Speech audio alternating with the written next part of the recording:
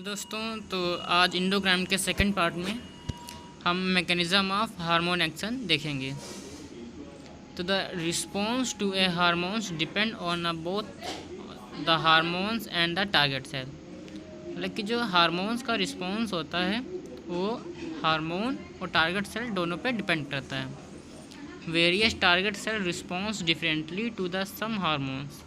Means जो बहुत type के जो टारगेट सेल्स होते हैं वो डिफरेंट रिस्पॉन्स दिखाते हैं मतलब एक सेम हार्मोन के ऊपर। मतलब कि जो एक सेम हार्मोन होता है वो डिफरेंट रिस्पॉन्स दिखाता है किसी मतलब कि कई सारी टारगेट सेल्स पे।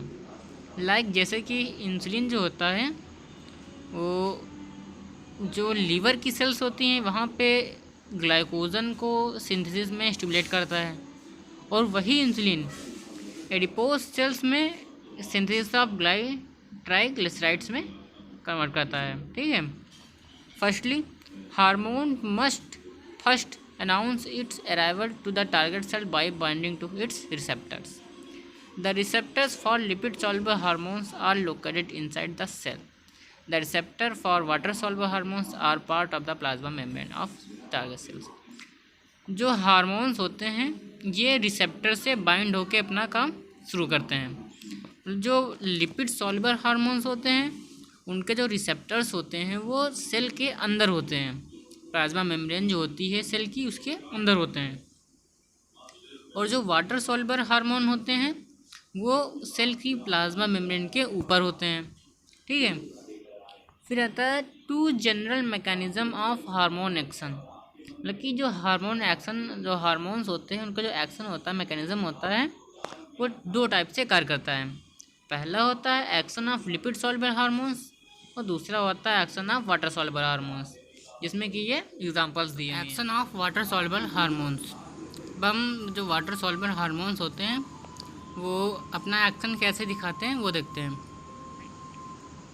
तो because amines peptide protein and eicosanoids hormones are more non lipid soluble. जो एमीन्स पेप्टाइड जो होते हैं ये नॉन लिपिड सॉल्युबल हार्मोन्स होते हैं। They diffuses through the lipid bilayer of the plasma membrane and bind to the receptor inside the target cell। ठीक है।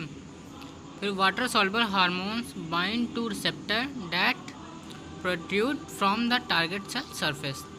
जो वाटर सॉल्युबल हार्मोन्स होते हैं वो रिसेप्टर से बाइंड होते हैं। जो वो रिसेप्टर कहाँ पे होते हैं वो टारगेट सेल की सरफेस के आउटर सरफेस पे होते हैं। The receptor are integral transmembrane protein into the plasma membrane.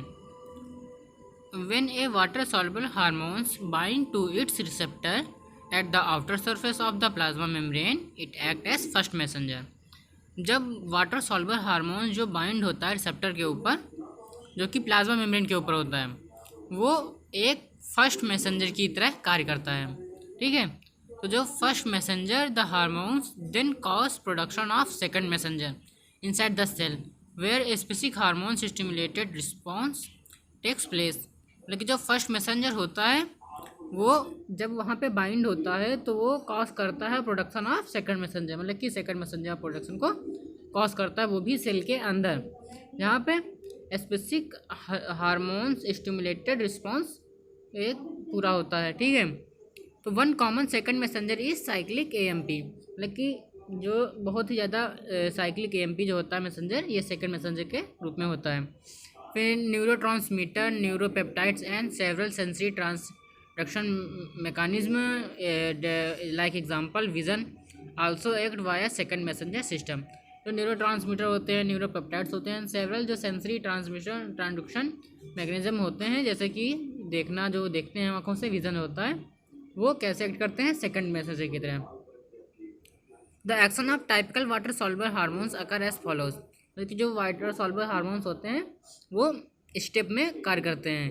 तो उनके कुछ स्टेप होते हैं, देखते हैं क्या स्टेप होते हैं। तो step number 1 water soluble hormones the first messenger diffuses from the blood through the interstitial fluid and then bind to its receptor at the exterior surface of a target cell plasma membrane.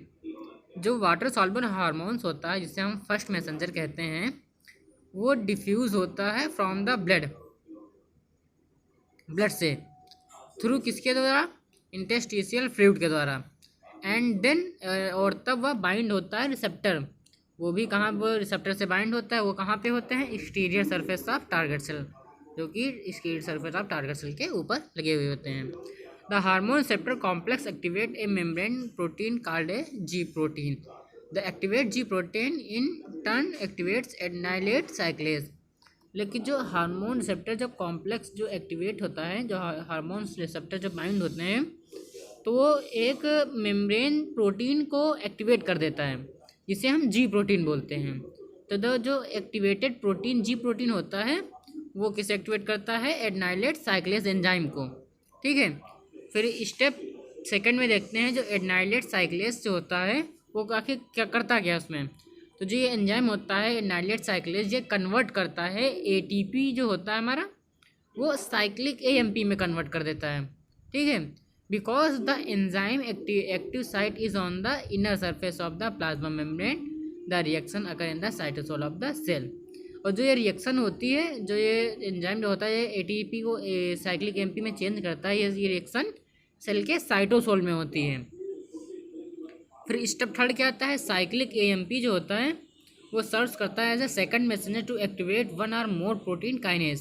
जो cyclic AMP होता है वो second messenger की तरह कार्य करता है और एक्टिवेट करता है प्रोटीन काइनेज को। When protein kinase is an enzyme that phosphorylates other cellular proteins. ठीक है, एंड स्टेप 4 में क्या होता है, activated protein kinase phosphorylate one और more cellular protein. And step 5, millions of phosphorylate protein cause reaction that produce physiological response. Step 5 में क्या होता है, सिंपल सी है, लेकिन जो फास्फोराइलेट प्रोटीन जो होते हैं वो एक रिएक्शन को कॉज करते हैं, और वो रिएक्शन क्या करती है, वो रिएक्शन प्रोड्यूस करती है फिजियोलॉजिकल रिस्पॉन्स को।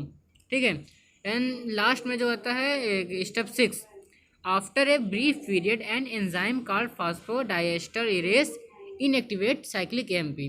लास्ट में एक एंजाइम होता है फास्फोडाइएस्टरेज, वो साइक्लिक एएमपी को इनएक्टिवेट कर देता है। ठीक है, thus the cell response is turn off unless new hormones molecule continue to bind to their receptor in the plasma membrane. The binding of a hormone to its receptor activate many Z protein molecules, which in turn activates molecules of adenylate cyclase। तो इसमें briefly बताया गया है, मतलब कि जो hormones होते हैं वो रिसेप्टर पे बाइंड होते हैं, जिससे कि जी प्रोटीन जो होती है मॉलिक्यूल जो होते हैं एक्टिवेट होते हैं। बहुत सारे जी प्रोटीन के मॉलिक्यूल होते हैं एक्टिवेट होते हैं, और वो क्या करते हैं, एडेनाइलेट साइक्लेज को जो होता है एंजाइम उसे एक्टिवेट करते हैं। फिर जी protein stimulate by the binding of more hormones molecules two receptor, मतलब कि जितने हार्मोन्स जो होते हैं रिसेप्टर बाइंड होते हैं उतनी ही जी प्रोटीन स्टिमुलेट होगी है। फिर जी प्रोटीन स्लोली इनएक्टिवेट, मतलब कि जी प्रोटीन जो होती है वो धीरे धीरे इनएक्टिवेट होती है, बाय दस डिक्रीजिंग द एक्टिविटी एडेनाइलेट साइक्लेज। इस प्रकार जो इससे जो एडेनाइलेट साइक्लेज की जो एक्टिविटी होती है वो भी डिक्रीज होती है, helping to stop the hormone response. इससे जो होता है हार्मोन्स का रिस्पॉन्स जो होता है स्टॉप हो जाता है। फिर एग्जांपल के लिए एंटी डेरिवेटिव हार्मोन्स जो होते हैं, फिर टायराइड स्टिमुलेटिंग हार्मोन्स होते हैं, एड्रीनो कार्टिको स्ट्रोफिक हार्मोन्स होते हैं, ACTH जो होते हैं, ग्लाइकोजन एपिनेफ्रिन जो होती हैं, ये एग्जर्ट करते हैं some physiological effect through increase synthesis of cyclic AMP. फिर ग्रोथ हार्मोन्स हैं, ग्रोथ हार्मोन्स इनहिबिटिंग हार्मोन्स जो होते हैं, मतलब ग्रोथ को जो कम कर देते हैं, level of cyclic AMP decrease the response to binding of a hormone. फिर हम ये देखते हैं कि मैकेनिज़्म जो होता है हमारा, कि वाटर सॉल्युबल का जो मैकेनिज़्म हमारा होता है, mechanism of action of water soluble hormones amines peptide proteins and eicosanoid. तो इसमें क्या होता है, water soluble hormones bind to receptor embedded into the plasma membrane to target cell. मतलब कि जो ब्लड कैपिलरी जो होती है इससे कोई भी हार्मोन्स आता है। ठीक है, एंड फर्स्ट सिस्टम में हमने पढ़ा है वो पहले बाइंड होता है। ठीक है, तो जब बाइंड ऑफ हार्मोन्स, जो कि फर्स्ट हार्मोन्स जो होता है वो फर्स्ट मैसेंजर की तरह कार्य करता है, फर्स्ट मैसेंजर होता है।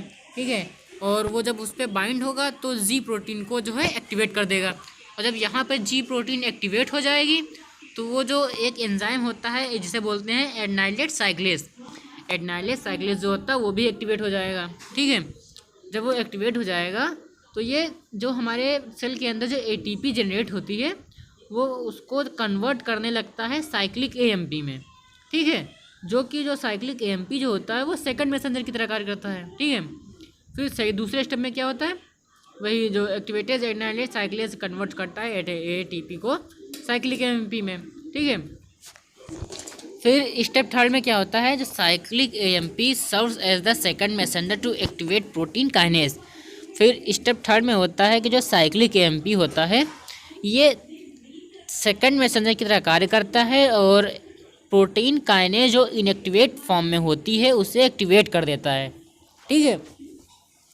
और फिर स्टेप 4 में जो एक्टिवेटेड प्रोटीन काइनेज होती है ये फास्फोडाइलेट सेलुलर प्रोटीन्स हो जाती हैं, ठीक है। प्लस हो जाता है, फास्फोडेट होता है प्लस हो जाता है इसमें, ठीक है। फिर प्रोटीन से एटीपी बन जाएगा और प्रोटीन में फास्फोडाइलेट जो होता है प्लस हो जाता है। फिर स्टेप 5 में क्या होता है, millions of phosphorylated protein causes reaction that produce physiological responses. मतलब कि जो बहुत सारे जो फास्फोराइलेटेड प्रोटीन जो होती हैं, जो प्रोटीन में फास्फोराइलेट जो जुड़ जाता है, ठीक है, जो कॉम्प्लेक्स बनाता है वो बहुत सारी रिएक्शंस को कॉज करता है। तो वो रिएक्शन जो होती हैं वो प्रोड्यूस करती हैं फिजियोलॉजिकल रिस्पॉन्सेस, जो कि बहुत सारे फिजियोलॉजिकल रिस्पॉन्सेस प्रोड्यूस करती हैं। फिर लास्ट स्टेप में क्या होता है, जो फास्फोडाइएस्टरेज होता है, फास्फोडाइएस्टरेज वो जो होता है एंजाइम होता है वो साइक्लिक एएमपी को इनएक्टिवेट कर देता है। तो जब साइक्लिक एएमपी को इनएक्टिवेट कर देगा तो इससे क्या होगा, जो प्रोटीन काइनेज है, ठीक है, प्रोटीन काइनेज है जो एक्टिवेट प्रोटीन काइनेज में नहीं चेंज होगा। जब एक्टिवेटेड प्रोटीन काइनेज में नहीं चेंज होगा तो उसमें फास्फोराइलेट नहीं प्लस होगा। जब फास्फोराइलेट नहीं चेंज होगा तो फिजियोलॉजिकल रिस्पांस नहीं होगा। मतलब कि लास्ट में वो फिजियोलॉजिकल हार्मोन्स का फिजियोलॉजिकल रिस्पांस जो होता है वो रोक देता है, ठीक है। तो इसके अगले वीडियो में हम बात करेंगे लिपिड सॉल्वर जो होते हैं उनके बारे में बात करेंगे, ठीक है। तो अगर वीडियो अच्छी लगी हो तो लाइक करें, कमेंट करें, शेयर करें और सब्सक्राइब